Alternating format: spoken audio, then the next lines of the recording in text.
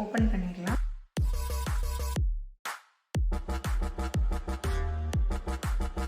இது first layer வந்து cotton layer, pure cotton. எவ்வளோ ஹோல்ஸோட நல்ல ஒரு ப்ரீத்தபிளான layer. And then second layer onion stick.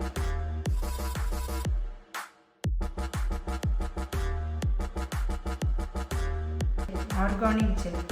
இது வந்து ஆர்கானிக் ஜெல்லு கீழே ஒரு லேயர் இருக்குது. இது ஏர்லைட் பேப்பர். அந்த ஏர்லைட் பேப்பரில் தான் இந்த ஆர்கானிக் ஜெல் உள்ளே இருக்கும். ஸோ ஏர்லைட் பேப்பர் தேர்ட் லேயராக இருக்கும்.